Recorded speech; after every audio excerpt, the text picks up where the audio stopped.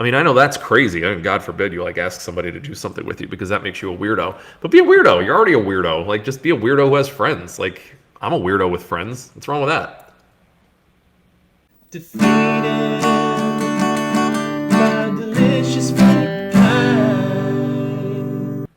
Hey everybody, this is NEDTJ on DBDFP, Eric Allen or Ned the Janitor, gamer tag, username, you know, the rest. And I'm happy to be here this weekend to do a surprise Rosh Hashanah episode. Most of you don't even know what I just said, or it was gibberish to you, but for those of you who do know what I'm talking about, it's why you probably are not going to be working tomorrow. And so what better way to celebrate a holiday that you don't know anything about or just don't celebrate than to come and cozy up in front of a warm monitor or phone or tablet or just, I don't know, something that may not be warm or inviting, but hearing my voice tell you about the nerdverse. So we're gonna get right into it. This week, I wanna talk about an answer to some questions that I had emailed to me in the last week, which was to discuss how I manage my backlog. So to talk about how to enjoy things on a rotating basis and what the benefit of that is. And then I'll talk a little bit at the end about Legend of Zelda Link's Awakening, because I love it, and I feel like that's going to be timeless since the first time I played it was like 93. And then I will also talk about Creepshow, because that just came out on Shudder, and it's also excellent, but also is from the 80s, so don't feel bad about talking about that either. So let's get right into it. First, we will hit the mug of the week. This week it is Cthulhu, Destroyer of All, Elder God, Eater of Worlds. Help us if he ever actually wakes up. Dr. Ocelotopus was a jerk last time, so I put him in the corner. He was kind of talking some shit, so I decided that he needed to go sit somewhere for a while, and he was Mr. Ocelotopus for the week. So now he is back and behaving, right? Giving me the silent treatment now, but, you know, he'll come around. He'll come around. Eventually, you know, he cracked up a little while ago, and I put him together with some glue, but he's just really never been the same since. But we just try not to talk about him too much in front of him. Oh God, you're looking at me. So let's talk about the backlog. So I talked about this before. I think it was last week or the week after. I talked about my backlog and how I have so many backlogs that I could build a cabin, which is another thing on my backlog to do. And I'm really excited about that happening in like 30 years. But there's a great channel, My Self-Reliance. If you want to go onto that YouTube channel, write it down, type it out, something like that, you know, but check it out, My Self-Reliance.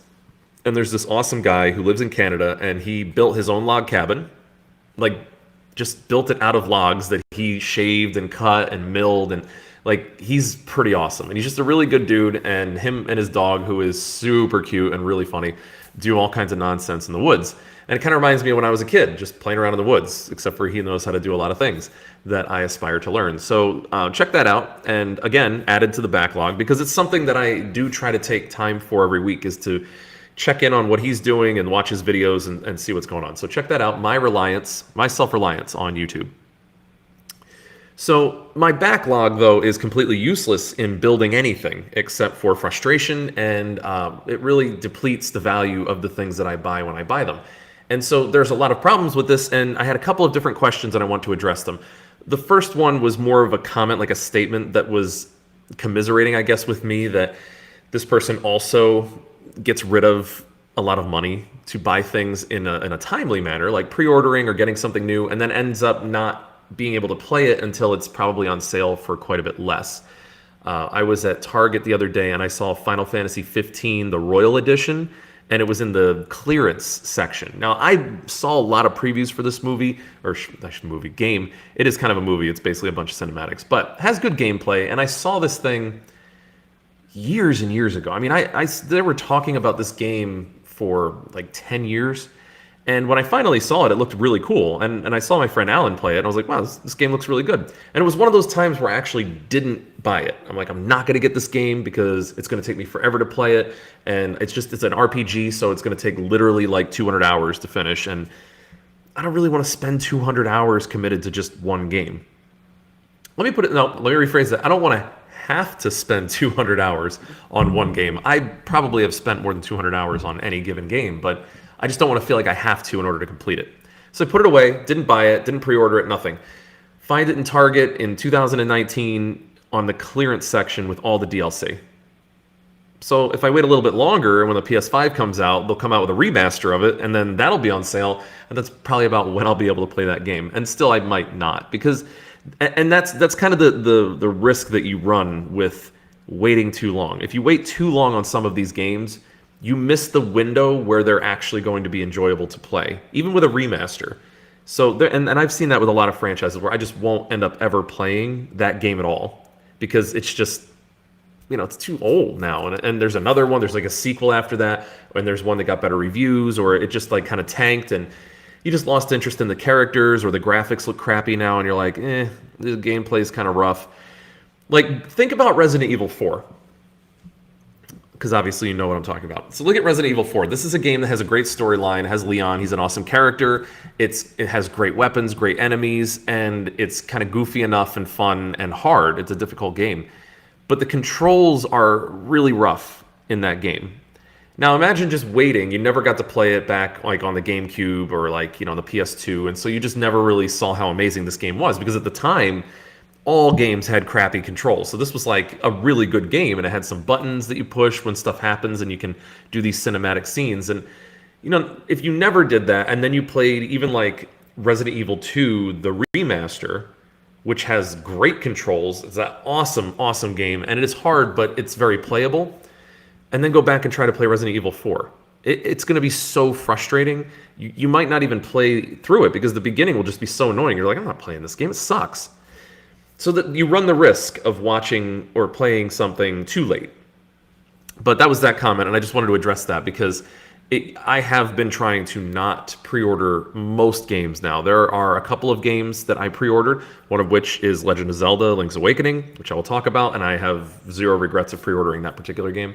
But there are some games that I just really want to play right away. I mean, you see those games where there's a game that I just want to go and get. Like, I bought Remnant, I wanted to get that game. It looked really fun, and I liked to be one of the people that started playing the game. And now I'm like level 160 something, and I have like all the gear, and I beat the game, and it's still fun. But like, if I played that game in like 2 years, I don't know that I would even buy it, because it would look kind of mediocre.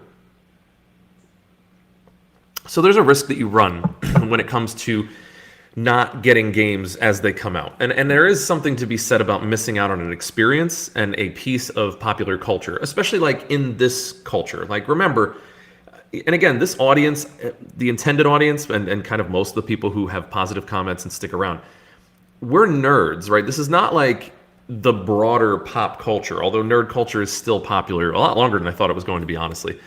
But it's in this culture, there are big pieces of the culture that it's important, I don't know the experience, but you at least recognize and you get. Like, there are, there's One Punch Man. You kind of have to at least understand that. You have to understand the Resident Evil 2 thing that happened. You have to watch certain movies like Monty Python. If you don't know Monty Python, like, you're kind of like, really, dude? Like, you don't know this?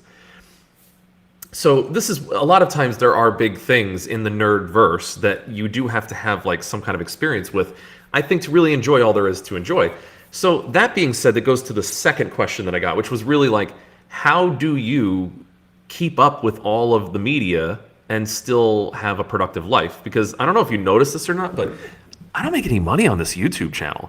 It's really weird. Like, I don't understand like how I'm not making millions of dollars. Like, I get up here every week and put in minimal effort, and I put out a video that has like minimal editing, and then, I don't understand why I'm not making millions of dollars on this. Like, no, so I know, like, this is obviously not the high cost, high production value show that it could be, and that, honestly, that I would create if you really wanted it, but it would have to be thousands and thousands of people that really wanted it to make it worthwhile, because again, money and time. So I would not be able to do this podcast. I would not be able to do this live stream if I didn't figure out a way to balance these things out. And if I tried to make this a 20, 30 hour a week endeavor because I want to get big and like make this a really big thing, I mean, the chances would go up that would happen by like 5%. But the amount of time that I would need to spend on that, I would lose the ability to do many of the other things that I enjoy. Because while I enjoy this, it is not the only thing that I enjoy. So it was a great question to kind of get me out here and thinking like, well, yeah, so how do I balance all of this out? Because I find that when I'm talking to clients and I'm talking to people in my day-to-day life, I kind of get that response a lot of like, how do you know all of these movies? How have you watched all these shows? How have you played all these games? Like, how do you even know all this stuff? because I balance it out. And I want to talk today about how you can balance it out and be successful. So, to the title, not to bury the lead, but to the title of this episode, Being a Successful Nerd, I think there's a lot to this. And this is not to say, like, this is not a Wall Street Journal article or a Better Business thing. Like, this is not a Business Insider way to talk about, how to be the most successful person because you're a nerd. No, no, no. What I'm talking about is how to successfully live a nerdy lifestyle. Right? Like, that's what I'm talking about. So don't misinterpret what I'm saying as like, oh yeah, you could be a millionaire by being a nerd. Let me tell you how in 6 easy ways with this one crazy trick that this teacher found out like years ago and doctors hate. It's not one of those things. Although that would get me a lot more clicks because that's about as clickbaity as it can get. Oh no, signs that you have cancer. That's another really good clickbait ad that I see a lot. Like, and it shows like this like red head or like a red stomach or something. I have stomach aches. Do I have cancer? Let me click through these 8 things on this ad, and now it's got all these clicks, and then they sell it to a news organization so they could say that people actually read their stuff. But that never happens. No, that never happens. So what I want to talk about is how can I and you continue to be productive, like have responsibilities, like adult responsibilities, and then also have fun and balance those things out in a way that is very well rounded and that allows you to enjoy books, comic books, video games, movies, and television shows. Because that is the art. That's all of the artwork. That's all of the material that is being brought out all the time that makes life worthwhile, at least in the nerdverse. Like, imagine being able to say to yourself, I haven't read a book in 10 years. Like, that's scary. That's like sad. Like, oh yeah, I haven't really played a new video game in 10 years. I had a professor, and shout out to Dr. Bernard, because he was awesome. Barnard, sorry. That was a mistake we made at the beginning of college. And he said that he used to play video games all the time. And like, we were really on the same page. We were both in debate in high school. He won the state of Florida. I won the state of Pennsylvania. We both were into like video games when we were kids. And then what he said was, yeah, I got married and, I wanted to pursue my career. So I promised myself I wouldn't play video games anymore. And you could just kind of see that he was a shell of a man after that, like that's, and nothing against him. Again, he was good at philosophy. I thought he was a really good professor, and he encouraged me to become a double major, and he's the reason why I hold 2 degrees out of my undergrad. But come on, man, like you couldn't have played Pac-Man here and there and still been successful as a philosophy professor. There was never time you were wasting doing something else. I think not, sir. And he wasn't the ethics professor, so who knows if he was lying or not. But anyway, what I'm talking about here is that's an extreme case. And if you feel the need to purge your life of all of the things that you've really enjoyed growing up in order to be a responsible adult, I mean, number one, somebody lied to you. Who are they? Who hurt you? Who did this to you? Because I hear this a lot, and I see this sometimes in comments and things like that, like, oh yeah, like that's for kids or this is for that. Like, obviously somebody's lying to you because they've equated being boring and miserable with being responsible for things. That's not the same. That's what we call in philosophy a false equivocation. That's wrong. That's double speak. You're conflating being responsible with being boring. That's not the same at all. And if you're out there and you think that you're responsible because you're boring, I'm here to tell you, no, you're just dumb and boring. You're not responsible for anything because you're not even responsible enough for yourself. If you can't hold yourself accountable to enjoy life while working and creating the fruits that you will then enjoy, you're not doing it right, dude. Like, sorry, you're not doing it right. And like, not to get preachy, but you suck. And like, for those of us who are watching these videos and like involved in nerd culture and enjoying the things that are out there in terms of artwork from comic book creators and like, like TwitchCon is going on right now. And like, those are fun things and they're good things. And it's no different than somebody who saves up money and goes to a concert. It's no different than somebody who saves up money and goes to their favorite football game. And none of these things are different. Somebody who pays the money to get a piece of art in their house. Somebody who pays the extra money sometimes and goes on a cruise or goes to a fancy restaurant. None of that's different. You're the one that decided, I'm going to put away these childish things so that I can go and be a boring idiot and tell people how cool I am for not being cool anymore. Like, you just gave up, man. Like, that's just giving up. Why would you give up? Some of the most interesting, successful people that I know have weird little collections of stuff. Like one of my favorite clients had collections of old weapons and antiques. and there were specific types of antiques, and he was very, very nerdy about it. And I was sitting in mahogany encased walls and vaulted ceilings in his multi-million-dollar mansion, sitting in his office talking to him about this little tiny cannon that actually fired little cannonballs that he collects. And and he said one of the driving factors for him to make tons and tons of money is that he can afford to go to these things and go to these auctions and go to these conventions and talk to other people about this stuff that's like really, really weird to me. I mean, like, that's not my thing. That's not my nerd out. That's his nerd out. And I was really excited for him. You could not tell me he's not responsible. I mean, he's a father and he's a very wealthy business person. He goes to work every day. He takes care of his duties and responsibilities as a human being on this planet. And oh wait, he figured out how to enjoy himself and take care of his little nerdy passion. So don't give me that like, oh, you have to put away childish things, because there's some like phrase or some passage in the Bible or some book that says that. And like, again, it's about balance, right? But it's not about giving up having fun, because that just to me makes you look weak and ill. Because the biggest thing that I see, and this is when I had this conversation with my professor, was you could tell there was this sense of lack of self-control. That like if he were to play games, he wouldn't be able to stop himself. Woo! Like there's no such thing as an alarm on your phone that can like be set and you could just play and not worry about it and be carefree, and then, oh, my alarm went off. It's time to get up and do that thing that I said I would do later. You can't do that? Like really, that's impossible? I mean, it's current year. You don't have a cell phone with an alarm? I'm pretty sure my Nokia Thor's Hammer phone had that, and that was in like 2003.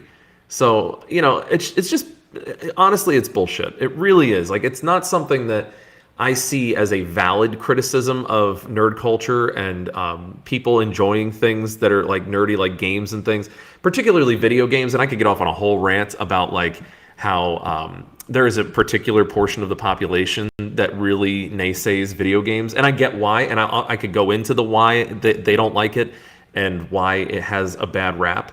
And then I can get into why that's nonsense. And it really has to do more with not liking people who don't have self-control.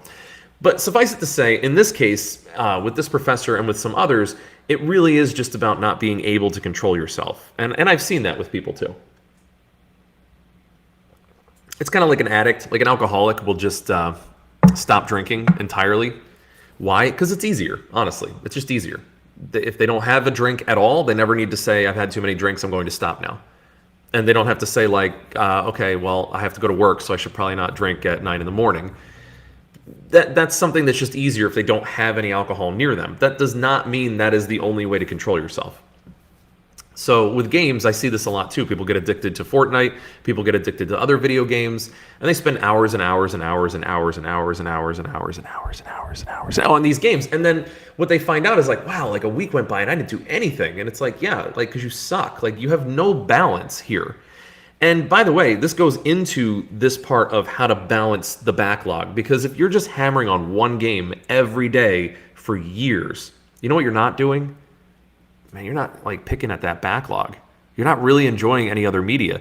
You're not reading comic books, you're not talking to people about the stuff that you're getting into. You have nothing new to say. Like, imagine like having the same conversation about Fortnite with somebody for 4 years. And like when they ask you what's new and you're like, I got slightly better at building a certain type of tower that we've talked about 20 times and being able to snipe somebody from a certain distance that, I was looking to improve. And I won a couple more rounds in a week than I usually do. Cool story, bro. Like, I can't wait for part 2. It really just should wear on you. And it wears on other people. Whereas when you hit into the backlog, you start to get into it. You have something new, you have something fresh to talk about. And by the way, your brain likes that too. Your brain likes when you have different things to like get into and think about. Like, and then you start connecting, wow, this is a lot like this. And wow, I saw that actor from this. He was in this, or she was doing this, and now she's doing this. And you start to really be able to have an interesting thought process that you can then share, and then you have interesting conversations, and lo and behold, you're interacting with other human beings again. It's really easy to get caught up in one game or one movie or one show. And I say this as an avid Office fan, right? But it's not the only thing that I watch. It takes a back seat every fall for Halloween stuff. And it takes a back seat whenever there's an episode of Nosferatu on Shudder. And, if there are YouTube things that are going on, I would rather stay current on YouTube live streams and some Twitch streams. rather than just watch episodes over and over again. Oh, hold on, I'm going to sneeze. I think I saved you from it. Hit the mute button. So that's kind of what I'm talking about. There are a lot of benefits to this. So let's get into how I work my backlog. How do I actually do this? Because there is a method. There's a system that I have of when and what I do with certain times. So I'm going to get into this, and then you can comment and you can ask me other questions or discuss later on like what your thoughts are. I'd love to see in the comments below what you do in order to try to enjoy all of the things that you own. All right, so step one, I limit my pre-orders. I know this seems a little weird. I never buy new movies. I rarely go to the movie theater to see new movies, unless it's a movie theater movie. And now that the Marvel series is kind of done, Thanos is done, that whole series is done, I probably won't watch many Marvel movies in the theaters. I didn't even watch the new Spider-Man in the theater. And I don't know that I'll watch Joker in the theater because although it looks really good, it's probably just as good on TV. Like, I don't really need to be in a movie theater to watch that movie. It's not like The Dark Knight. The Dark Knight was a very cinematic experience, so it was probably a movie theater movie. If Jurassic Park 3D, if something like that came out again, yeah, I'd probably go see that in the theater. But there are very few movies where I feel like, oh, I have to go see this when it comes out. That's also one of the reasons why I don't do current event stuff on here, because that would force me to go buy the newest game, watch the newest movie, get on the newest show, buy the newest comics. Like, I'm not really into that. And I think for a lot of reasons. Number one, it's really bad entertainment dollars spent.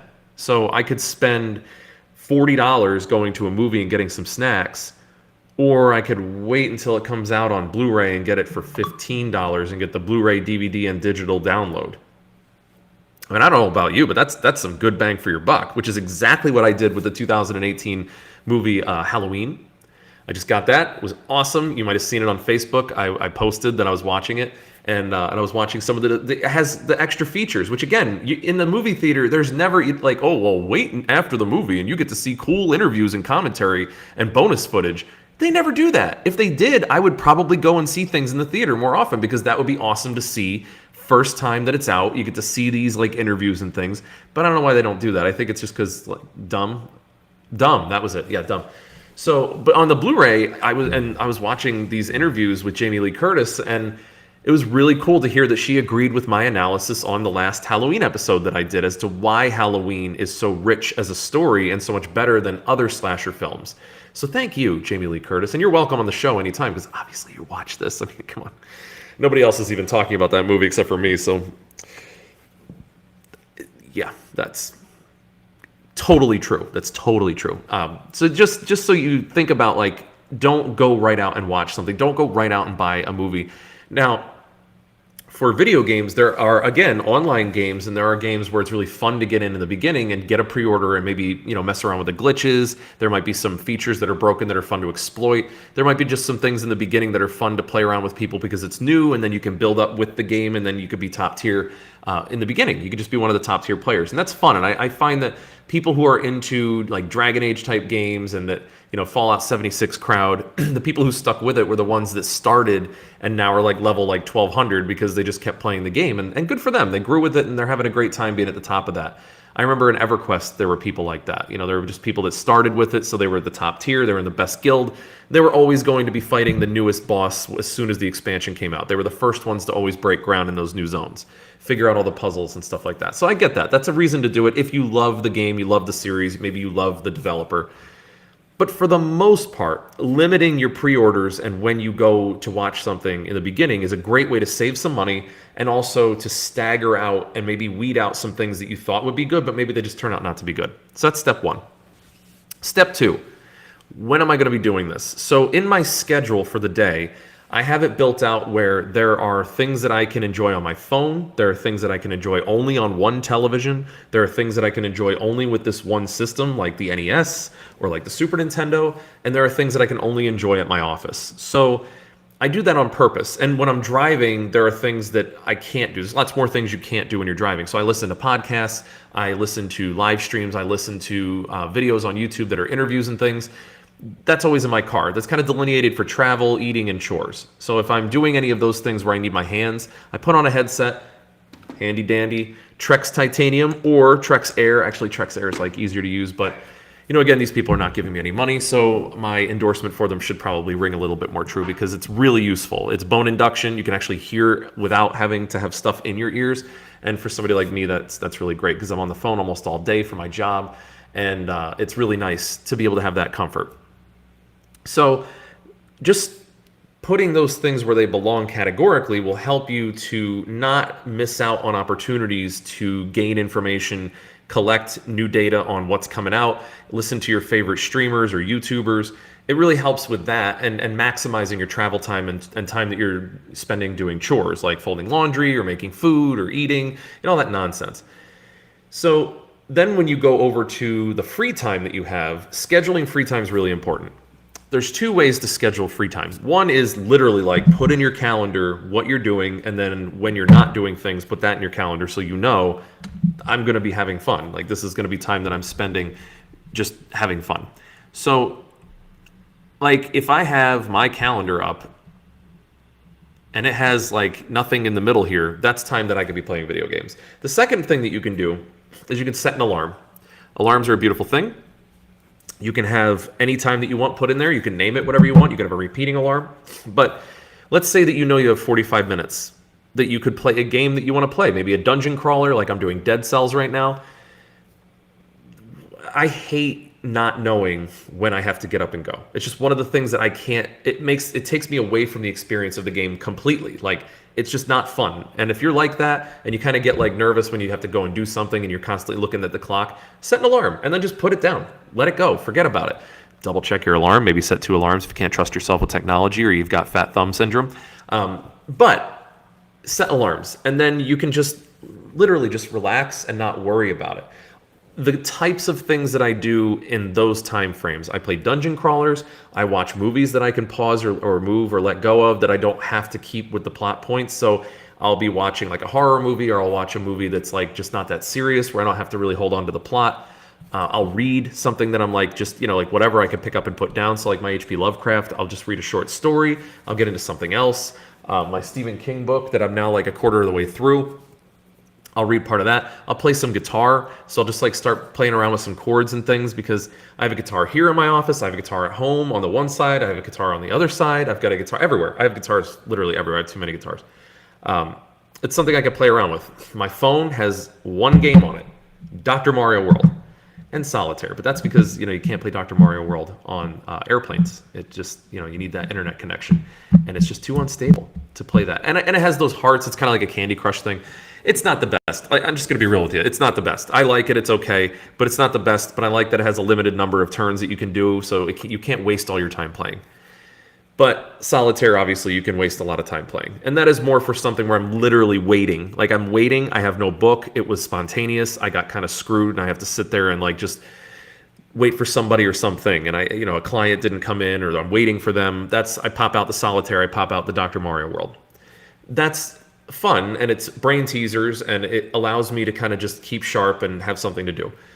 Then there are the heavier games, your Borderlands 3, your Final Fantasies, your RPGs, your Link's Awakening, your Skyrim VR, games where there's actual like setup and like sitting down and really getting yourself prepared, remembering what you have to do. You can't just like leave in the middle of an RPG that has a puzzle element to it without thinking like, oh, where was I? What do I have to do because I haven't played this in like 3 weeks? What the heck was I even doing? Why am I in this dungeon again? Did I get the treasure in here? That's not the thing you want to be doing in those kind of games.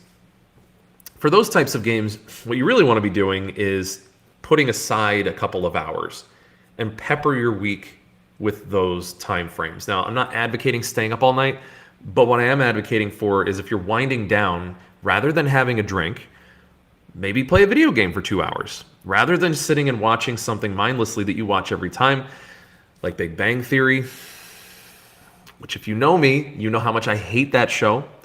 It is, I think, a brain drain. It makes you dumber while you watch it because the vocabulary is like 3rd grade level. It has the lowest grade level writing of any television show up to date. And ironically, it's supposed to be a show about people who are smart. Irony. That's the only thing that's good about the show. is how ironic it is. And you don't even have to watch it to get that enjoyment out of it. So look at that. We're winning. So if you're having those bigger things like that you really want to enjoy, like I am going to step into No Man's Sky for the first time since it started. So all of the changes, all of the cool stuff they did, I have no idea how any of that works. And I'm going to play it almost like a newborn again for the first time. That's going to take a lot of time. That game is very time consuming.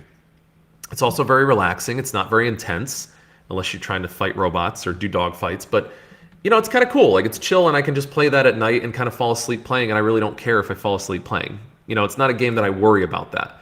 So if you pick games, you pick movies, you pick shows, you pick entertainment that fits into these time slots, you have the most control over these things. And then the other thing that you can do is share. If you're sharing the experience with people, you're getting social interaction in, you're bringing somebody into your world on these things. You know, it's like my one episode that I did in the beginning on the thumbnail said 2P or not 2P. And I didn't mean going to the bathroom. I just meant like, you know, 2-player or not. Like it's a different experience to play co-op or watching something with somebody or introducing somebody to a series or something that you like. That's a way that you can like really grow with people and have something to share that it doesn't make it so solitary. I feel like a lot of times when I'm talking to you guys out there, a lot of the people that I talk to, they send me messages that lead me to conclude that they're alone a lot.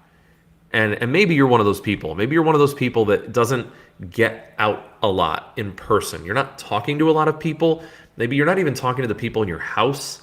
And hopefully this can help you to see that maybe you can be interacting with people more. Because as much as I love video games, books, comic books, and television, it is important for your brain and your body to have interaction with other people. It really is. And you can tell the people who haven't had a lot of that by how biting and nasty the way they talk is. People who are very social, people who have a lot of interaction with other people are quite polite. They're very helpful, and they're a lot more interested and curious about what somebody's interested in. And I find that to be the best communities that I see online. So like if you look at the Outer Middle show on Twitch, Mad Vlad has a great community. I'm happy to be a part of that community. It's great people. They're fun-loving, but they're supportive. They say things about what's going on in their lives. Kit Boga has the same thing. It's just a very positive, non-toxic crowd. Great moderators, really good moderators. Nice work. They keep it positive, and you can tell the people who are polite are the people who have real-life interactions with other people, because, you can just tell. When you interact with more people in real life and you see pain on people's faces, you automatically empathize. When you hear the tone of somebody's voice when they're going through something hard, it brings you into their experience. You can't help but gain a little bit of empathy. And you can always tell the people who have been isolated for years because they don't have any. They don't care. They're there to rip. They're there to light the world on fire and walk away and laugh the whole time. Because to them, nobody real is burning. Nobody real is hurting. So because everybody is fake and a virtual person, you can just tell they're just nasty people. They're just gross.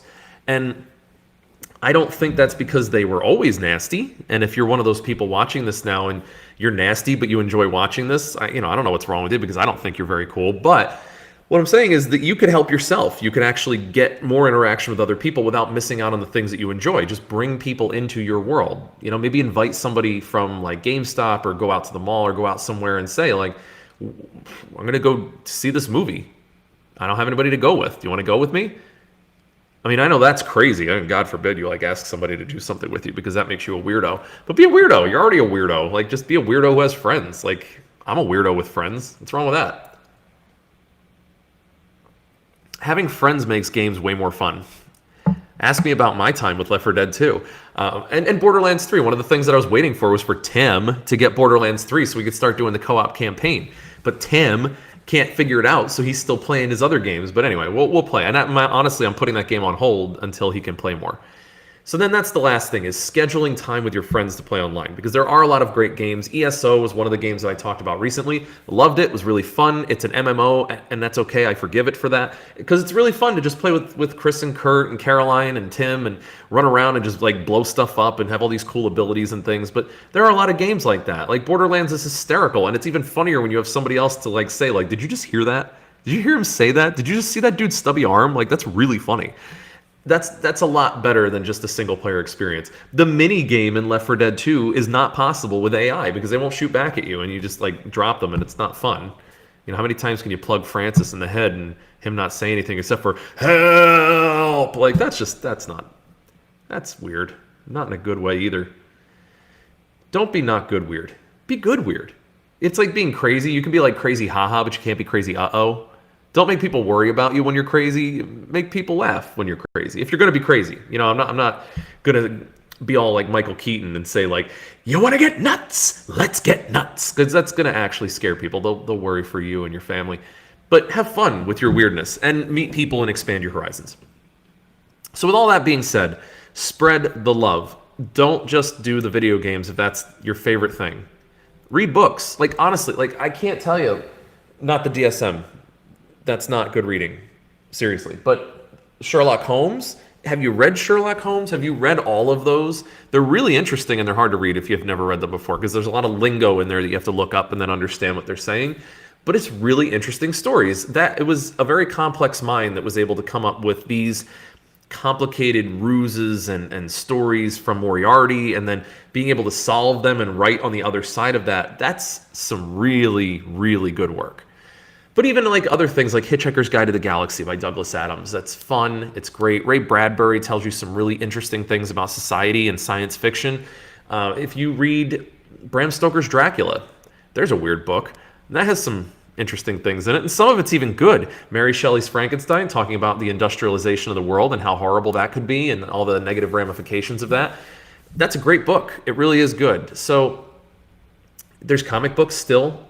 I know there's not a lot of great comics out there. Look for your independent comics. You know, read something from Yellow Flash or something. You know, like go out there and try to find some independent comic book writers, and go to conventions. Comic-Con often has these private companies. Go check out some different movies. You know, like some really weird stuff that just is fringy, and you're like, oh, maybe a Neil Breen film so that you can learn about AI. Scratch that. Don't watch anything that Neil Breen created. Although I just saw this standing ovation in France. It was like the craziest thing. It looked like, you know, like an opera singer just finished like their most amazing epic song, and they just had a full theater in France with a standing ovation, clapping for a long period of time. And it was for Neil Breen's last movie, Twisted Pair. See, now I know you're going to look it up because it's so cringe, and you're going to enjoy it. You're going to thank me and hate me at the same time because you watched it and you're like, why did I do this to myself? But there is an entire group of people out there that genuinely were giving him applause for that piece of trash. But other than Neil Breen, there are a lot of really interesting independent makers of film and television series, things like that. So just don't limit yourself to one area of nerddom. You know, like maybe you're interested in music. Maybe you want to learn a language. Maybe you want to go out and do Magic the Gathering tournaments. Like, I don't know, maybe there's a D&D club nearby. Maybe go on meetup.com or go on Foursquare and find like there's a hiking group or a boating group or a fishing group. Maybe you're a fish nerd. I know fish nerds.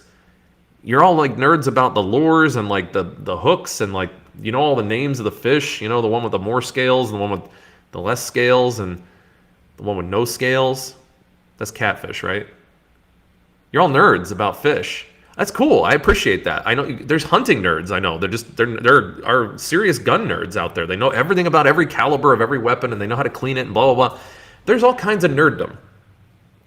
Don't feel pigeonholed into it and spread that love. Like, go enjoy all the different parts of the thing. If you're always doing the same thing over and over and over again, that's fine. I'm not ripping on it. That means that you're really passionate about something. I know people who are just obsessed with Coca-Cola. So they have every Coca-Cola thing ever, every Mickey Mouse thing ever, every Budweiser thing ever.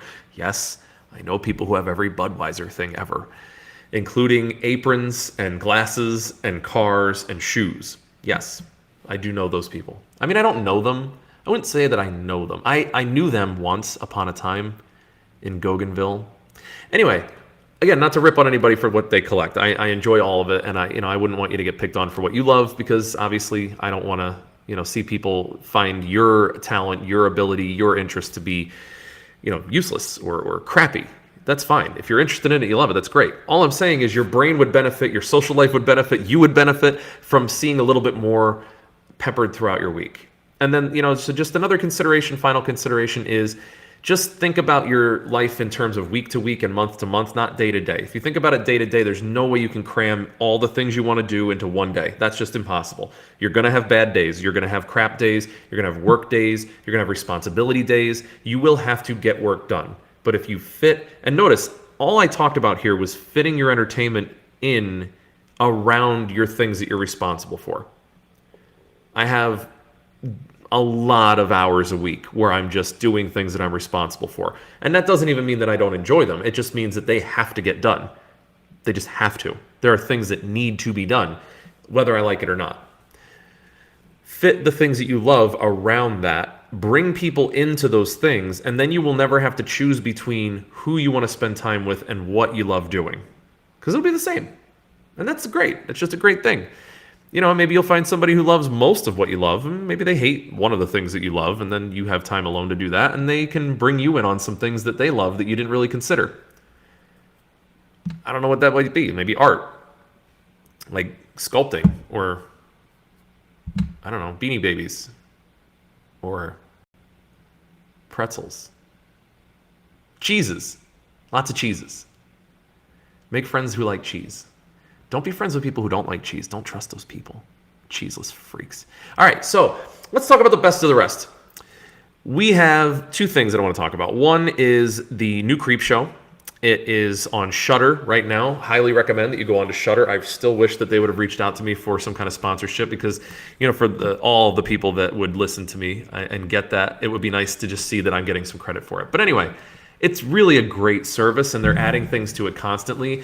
And even though it's AMC, I really think they're committed to making it more than just AMC properties and products. They're really trying to create a horror genre and suspense and thrillers. And I just think it's great. It's a great service. But the new Creep Show, I saw the first episode of it. It is amazing. I mean, it is so true to form. It's incredible. I actually think, in a way, it's more true to form in terms of the comics than the original Creep Show. Like, that's pretty impressive. The art style in the first episode, the directors were amazing. They were fantastic. It was unique. It was the intro sequence is very much like Daredevil's intro sequence. So they didn't really, that wasn't super original, but the artwork itself of how they incorporate that it was a comic book and the Crypt Keeper and then the stories, man, it's good. It's just, it was so good to see, and the stories were very unique and interesting, and they didn't have to fit into anything else that I'd ever seen. And in true Creepshow fashion, they don't have to tell you how it all turns out. It just terrifies you at the end. Very Lovecraftian. It's part of the reason for the Cthulhu mug today. It just brings me back. Clearly, it was some Stephen King looking stuff in the first part of the episode. It's very New Englandy. It has like a lighthouse. There's a big storm. I just felt the Stephen King coming out of it, and that just makes me feel so good about how they were really trying to take care of Creepshow as a product, as intellectual property. I can't wait for the series to continue, and I hope it continues for years to come, every year around Halloween. So check that out. Super good. If you're watching this 10 years from now, you should have watched it already, but go back and watch it again. Maybe buy the DVDs. Who knows? Then there's Link's Awakening. It is for the Nintendo Switch, obviously. It's the newest Legend of Zelda game that is one of the oldest Legend of Zelda games that was remade. And in my mind, it was one of the two Zelda games that I always wished would have been modernized. And it would have been okay if they modernized it back with the GameCube all the way up to now. And that's about as long as I've been wishing for them to do this, because it came out originally for the Game Boy in 1993. Legend of Zelda Link's Awakening was a strange story. It was a short story. It was very puzzle heavy, not combat heavy, because it wasn't really a difficult game for combat. But it required you to use all of the items in a way that Link to the Past didn't quite make you think. So there are a lot of things, in order to get everything in the game and really beat the game itself, you had to solve many, many, many puzzles. Go back to places that you had been to before and use new items that you didn't have before. The excitement of the game is going back to a place that you've been to before and be like, I remember that. Now I'm going to use that thing. That's how I'm going to get across this area. That's awesome. It's one of the best things. It's just one of the best Zelda games. It's so tight. It's so solid. And them making that in the art style that they did, I kind of don't think about it in the chibi form anymore. I don't really think about it as dolls and porcelain and ceramic looking, although it's really cute. It's really cool artwork. It just looks like a Zelda game to me now. Like, I don't even think about it. It looks like a traditional top view Zelda game, and it feels great to play. The combat's awesome. It's not hard, but it still has all the great puzzles, and it's like straining my brain to remember, oh yeah, like what was I doing? How did I get here? And where are all those seashells? I already beat the color dungeon and got the red outfit because obviously red Link is my favorite. I have the Pixel Pal where it's like with the red ring, and I love that Zelda. That's the best Link. So I really enjoyed that. I really think that you should probably get that game if you have a Switch. If you don't have a Switch, if you don't find one, if you don't have one, get one. I really think that if you get the Switch Lite, you will have a little bit worse of a time just because I find that when I dock the game, it runs a lot better than when I don't. So it's kind of like, remember before they did Breath of the Wild's update where the loading screen was faster even when you had it portable because it overclocked the system to do that? There's some slowdown in the game, and I mean, whatever. It's not a big deal. I played it when there was a lot of slowdown on the Game Boy. there's 3 enemies on the screen. Dun, dun, dun, dun, dun, dun, dun, dun. So it's not that bad comparatively. It doesn't really do that. Although that would be really funny if you could make it do that. So that game's really great. I think that it's a fun thing to do. It's portable because it's the Switch, but I'm really enjoying it. I'm almost done with it, obviously, because it's been out for like a week, and I'll play it again. I'll probably go through it again. And there's like a master mode where it's actually difficult because on normal it's not difficult. The boss battles, it's literally just like I'll get hit and then I'll hit them, and then I'll get hit and then I'll hit them, and then I'll get hit. There's no challenge. In the master mode, you actually don't want to get hit. So you're trying to avoid getting hit, which adds a different element to strategy in the game.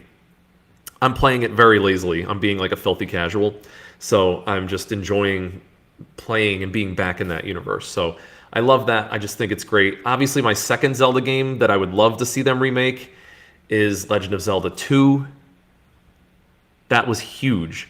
Like, The Adventures of Link was really weird. It's a really weird game, and it had the side-scrolling thing, and then it had the top-down thing, and it was hard, and you had to just like figure things out, and like I am error. I mean, all the best Zelda memes are really from Zelda 2. So I really hope that they redo that game. But in the meantime, Link's Awakening gets a super thumbs up, and Dr. Ocelotopus gives 8 tentacles up. You didn't know he had tentacles? Yeah, Cthulhu got to him too. So that was the best of the rest. That's all really that I had this week. I hope that you are all enjoying your weekend, that it's nice where you are, that you're seeing the leaves fall, you're going outside, you're smelling the air, smelling the needles, smelling the leaves, not sneezing too much because of that fall allergies. I hope you're staying safe. I hope you're staying healthy, wealthy, wise. Wash your hands. There's a lot of people sick right now. Flu's going to be going around. And, keep going out there. Do what you got to do. I will see you all next week, unless there are any other questions and comments. And we'll see what we're going to discuss next time. I will give you a little bit more notice next time. So thank you for sticking with us this week. I, again, as always, am NEDTJ on DBDFP. I'll see you later.